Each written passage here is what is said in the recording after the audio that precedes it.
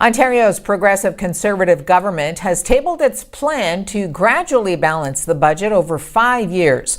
The NDP opposition says cuts in the budget to social services will affect children and communities.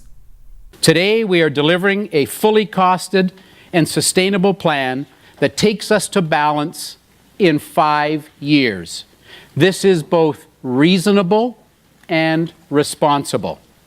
It's also a budget that contains no new tax increases. In the short time we've been in office, the deficit has been reduced by $3.3 billion to $11.7 billion for this past fiscal year. And our government is projecting to save more than $1.5 billion over the next year, lowering the deficit further to $10.3 billion. We're slashing $1 billion out of children and community and social services. They're cutting in half the Indigenous Affairs budget. They are not even funding, they're funding about a half of what the hospitals asked for in terms of enough money just to keep a broken hospital system afloat. I don't know how anybody can look at this budget and think it's not bad. It's horrifying. It's a terrible budget. It's a terrible budget for the people of Ontario, because what it shows is that this government is prepared to slash and burn and prepared to not be really very clear with Ontarians about what they're actually doing. Also in the budget, the Ontario government is putting more conditions on post-secondary funding, saying money for the province's public colleges and universities will increasingly be tied to performance outcomes. In the first budget, the progressive Conservative government said it will negotiate new agreements with 45 post-secondary institutions by the end of next March to make the province a national leader in outcomes-based funding.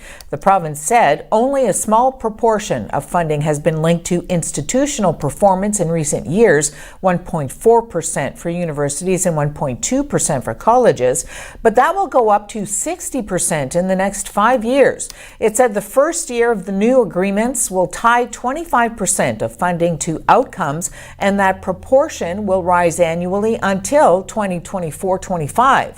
The government could not specify what criteria will be used to evaluate post-secondary performance, saying it will work with institutions to develop the metrics. Graduation and employment rates are already used to gauge performance. The budget said spending on post-secondary education and training is projected to decrease from $12.1 billion in 2018-19 to $11.7 billion at the end of the Tories' 4-year term, for an average drop of 1% annually.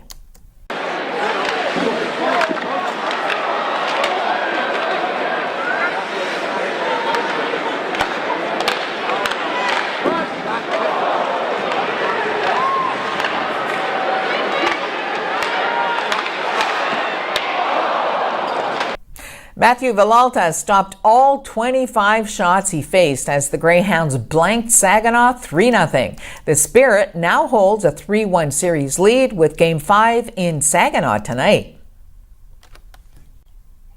Canadian steel producer Stelco is looking for more support from the federal government as the country's steel and aluminum producers grapple with punishing U.S. tariffs imposed on exports of their products south of the border. Stelco President and Executive Chairman Alan Kestenbaum met with Justin Trudeau in Ottawa yesterday.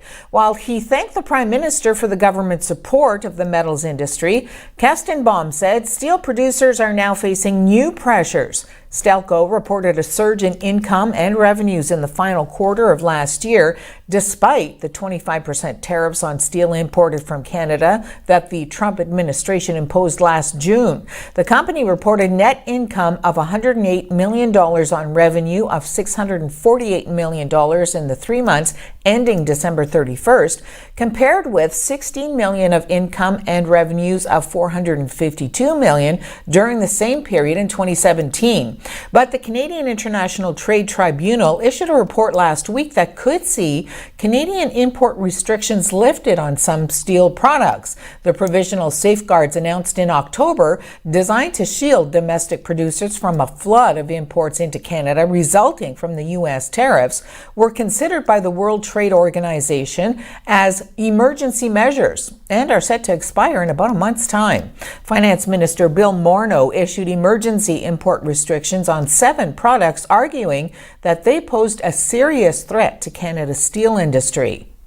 Vice President Mike Pence said yesterday that besides making sure border agents have the resources they need, Congress must close loopholes that drive Central American families to seek asylum in the U.S.